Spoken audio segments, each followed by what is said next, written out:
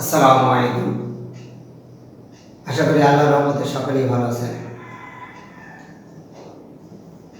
নবম দশম শ্রেণী হিসাব বিজ্ঞান বিষয়ের ষষ্ঠ অধ্যায় জাবেদা। গত পর্বে আমরা হিসাব বিজ্ঞান বিষয়ে নমুনা ছক ও তার বিশ্লেষণ নিয়ে আলোচনা করেছি। এই পর্বে আমরা জাবেদার সাধারণ জাবেদার সমস্যা সমাধান নিয়ে আলোচনা করব। সমস্যা সমাধান নিয়ে আলোচনা করব। সাধারণ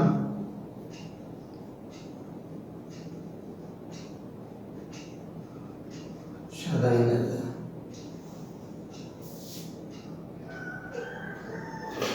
পণ্য ক্রয় বিক্রয়, মাল ক্রয় বিক্রয়, চেকের মাধ্যমে ক্রয় বিক্রয় ইত্যাদি কথা যদি থাকে, পণ্য ক্রয়, মাল ক্রয়, চেক দ্বারা ক্রয়, পণ্য বিক্রয়, মাল বিক্রয়, চেক দ্বারা বিক্রয় ইত্যাদি কথা যদি উল্লেখ থাকে, তাহলে চেক, মাল ক্রয় বিক্রয়, ক্রয়,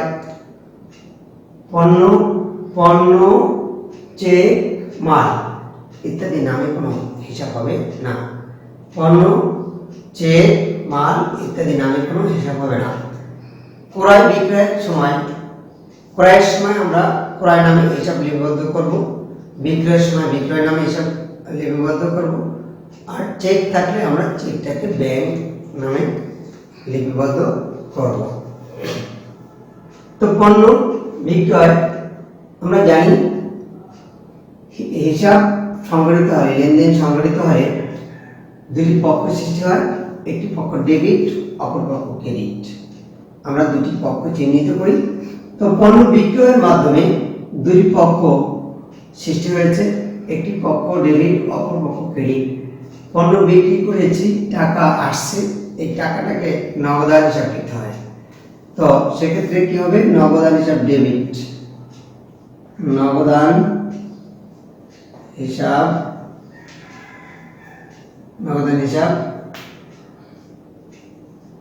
নগদান হিসাব ডেবিট, বিক্রয় হিসাব ক্রেডিট, বিক্রয় হিসাব ক্রেডিট লিখতে হবে। ক্রেডিট, ডেবিট বরাবর ডেবিটের টাকা লিখতে হবে, ক্রেডিট বরাবর ক্রেডিটের টাকা লিখতে হবে। আচ্ছা, সেম পণ্য ক্রয় বাবদ চেক প্রদান, পণ্য ক্রয় বাবদ চেক প্রদান, চেক নামে কোনো হিসাব হবে না, পণ্য নামে হিসাব হবে না, ক্রয় নামে হিসাব হবে। ক্রয় এখানে কি দ্বারা করেছি? যেহেতু নগদ টাকা দিয়ে ক্রয় করেছি, এখানে উল্লেখ নেই, তারপর ধরে নিতে হবে এটা নগদ লেনদেন হয়েছে। তো নগদ লেনদেন হওয়ার কারণে আমার নগদ টাকা চলে গেছে, সুবিধাটা দিয়েছে নগদ টাকায়, সুবিধাটা দিয়েছে নগদ টাকার বিনিময়ে আমি সুবিধাটা পেয়েছি। তাহলে ক্রয়ের সময় ক্রয় হিসাব ডেবিট, ক্রয় হিসাব ডেবিট,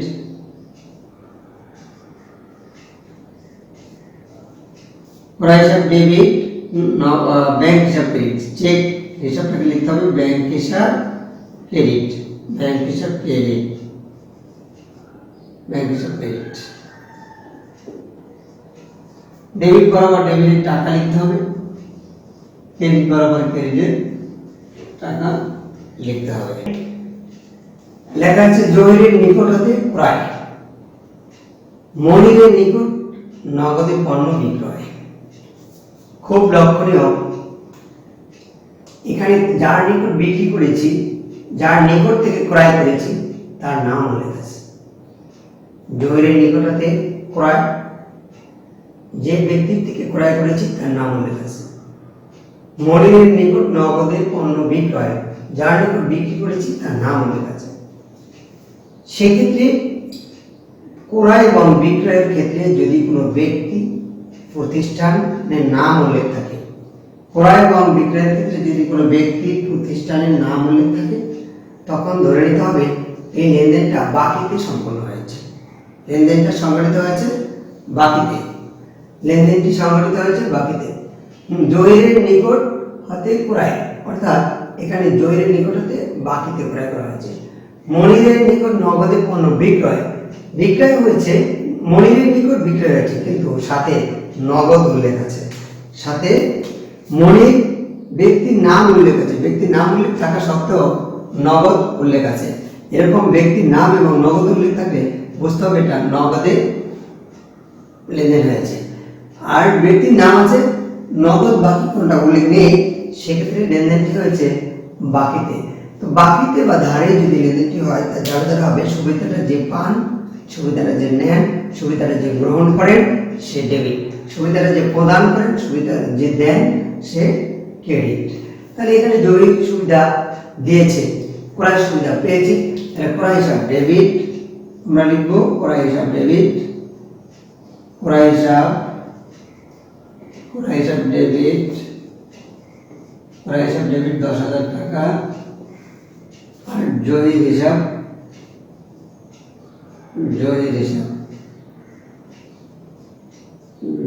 পাওনাদার, জহিরকে বলা হবে পাওনাদার, জহির হিসাব ক্রেডিট, 10,000 টাকা। মনিরের নিকট নগদ পণ্য বিক্রয়ের মাধ্যমে আমরা নগদ টাকা পেয়েছি, সুবিধা আমরা পেয়েছি নগদে। নগদ টাকাটাকে লেখা হবে নগদান হিসাব ডেবিট, নগদান হিসাব ডেবিট 12,000 টাকা। বিক্রয় সুবিধা দিয়েছে, বিক্রয় হিসাব লিখতে হবে, বিক্রয় হিসাব ক্রেডিট, বিক্রয় হিসাব ক্রেডিট 12,000 টাকা। এখানে আমি লিখেছি বাকিতে পণ্য ক্রয় 4,000 টাকা, ধারে পণ্য বিক্রয় 5,000 টাকা। বাকি এবং ধার একই কথা, ধারে বিক্রয়, ধারে ক্রয়, বাকিতে ক্রয়, বাকিতে বিক্রয়, একই কথা। বাকিতে পণ্য ক্রয় হয়েছে কিন্তু এখানে ব্যক্তি প্রতিষ্ঠানের নাম উল্লেখ নেই, ব্যক্তি কিংবা প্রতিষ্ঠানের নাম উল্লেখ নেই। ধারে পণ্য বিক্রয় হয়েছে, ব্যক্তি বা প্রতিষ্ঠানের নাম উল্লেখ নেই। তো যখন আমরা ক্রয় করব, বাকিতে ক্রয় করব, আমাদের কাছে টাকা পান হয়ে যাবে তারা। আর আমরা যখন বাকিতে বিক্রয় করব, তখন আমরা তাদের কাছে টাকা পাওয়া হয়ে যাব। আমরা যাদের কাছে টাকা পাওয়া হব তাদের হিসাবকে আমরা দেনাদার হিসাব দেখি, তারা আমাদের কাছে দেনা। আর আমরা যখন বাকিতে ক্রয় করি তখন আমরা লিখি পাওনাদার, অর্থাৎ আমাদের কাছে তারা পাওনা। তাহলে সুবিধাটা আমরা নিয়েছি, যখন বাকিতে পণ্য ক্রয় করেছি তখন সুবিধাটা আমরা নিয়েছি। তো আমরা সুবিধাটা নেওয়ার কারণে আমরা লিখব ক্রয় হিসাব, আর আমাদেরকে সুবিধাটা দিয়েছে পাওনাদার। এই জন্য আমাদের জাবেদাটা হবে ক্রয় হিসাব ডেবিট, ক্রয় হিসাব ডেবিট, পাওনাদার হিসাব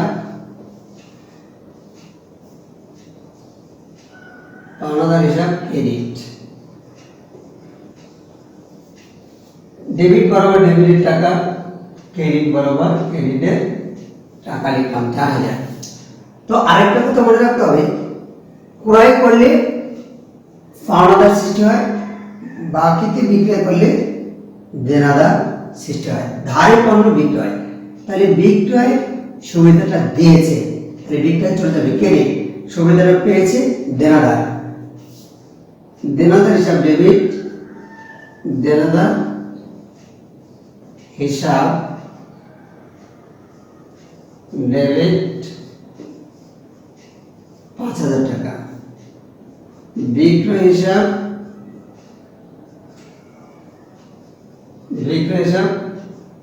ক্রেডিট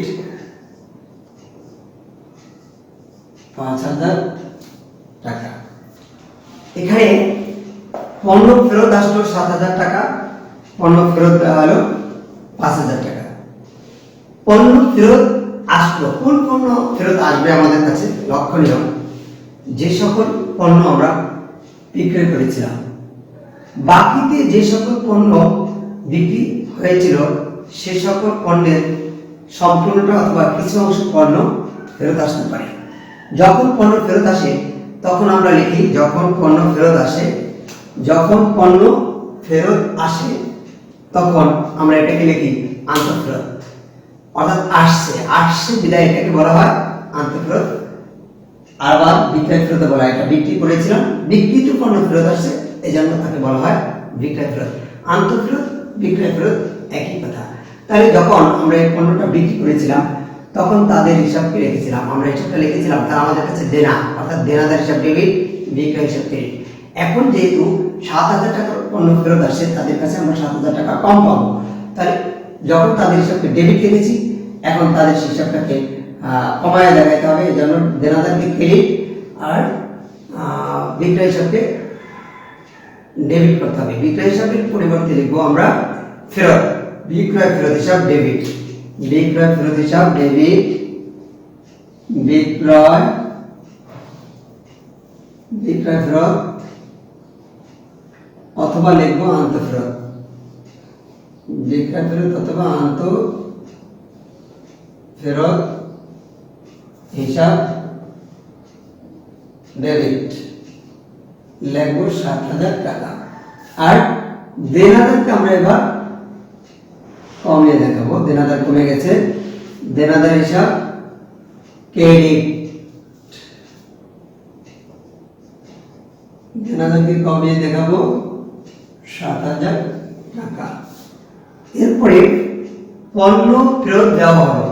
কোন পণ্য আমরা ফেরত দেব? যে সমস্ত পণ্য পূর্বে বাকিতে ক্রয় করা হয়েছিল, যে সমস্ত পণ্য পূর্বে বাকিতে ক্রয় করা হয়েছিল, ওই সকল পণ্যের কিছু অংশ আংশিক অথবা সম্পূর্ণ অংশ ফেরত দেওয়া হতে পারে। পণ্যের চাহিদা অনুযায়ী না হলে পণ্য ফেরত দেওয়া হতে পারে, অথবা নষ্ট হওয়ার কারণে পণ্য ফেরত দেওয়া হতে পারে। সেক্ষেত্রে যখন আমরা ক্রয় করেছিলাম তখন তাদের হিসাবটাকে লিখেছিলাম ক্রয় হিসাব ডেবিট, পাওনাদার হিসাব ক্রেডিট, আমাদের কাছে পাওনা হয়েছিল। এখন আমরা তাদেরকে ফিরিয়ে দিয়েছি, তাদের পাওনার পরিমাণ কমে গেছে। পাওনার পরিমাণ কমে যাওয়ার কারণে পাওনাদার ক্রেডিট, এখন এটাকে ডেবিট করতে হবে। পাওনাদার হিসাব ডেবিট, পাওনাদার হিসাব ডেবিট 5,000 টাকা। ক্রয়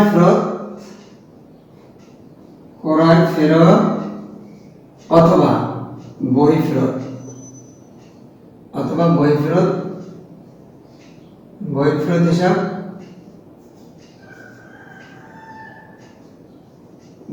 হিসাব ক্রেডিট 5,000 টাকা। এভাবে আমরা লেনদেন সম্পন্ন করব। নতুন আসবাবপত্র ক্রয় 30,000 টাকা, পুরাতন যন্ত্রপাতি বিক্রয় 10,000 টাকা। নতুন এবং পুরাতন যখন আমরা সম্পদ ক্রয় বিক্রয় করব তখন সম্পদের নামে হিসাব হবে, ক্রয় নামে হিসাব হবে না। সেটা যদি বাকিতে লেনদেন হয় তাহলে দেনাদার পাওনাদার হবে, আর যদি নগদ হয় তাহলে নগদান হিসাব হবে। কিন্তু ক্রয় এবং বিক্রয় নামে হিসাব হবে না, নতুন এবং পুরাতন নামে হিসাব হবে না। নতুন ক্রয় নামে হিসাব হবে না, পুরাতন বিক্রয় নামে হিসাব হবে না। যখন সম্পদ থাকবে তখন আমরা সম্পদের নামে হিসাব করব, নতুন আসবাবপত্র ক্রয়, সেই ক্ষেত্রে আমরা ডেবিট করব সম্পদকে। ক্রয় করেছি, ক্রয়ের পরিবর্তে আমরা যখন সম্পদ ক্রয় করব তখন আমরা সম্পদের নাম হিসাব লিখব। তাহলে আসবাবপত্র হিসাব ডেবিট হবে, আসবাবপত্র হিসাব ডেবিট, আসবাবপত্র হিসাব ডেবিট 30,000 টাকা। আর ক্রয় করেছিলাম কি দ্বারা? নগদ টাকা দ্বারা। নগদ সুবিধা দিয়েছে, নগদান হিসাব ক্রেডিট 30,000 টাকা। পুরাতন নামে হিসাব আমরা যেহেতু যন্ত্রপাতি, এটা সম্পদ বিক্রয় করেছিলাম, তাহলে বিক্রয় করে টাকা পেয়েছি, এই জন্য লিখতে হবে নগদান হিসাব ডেবিট,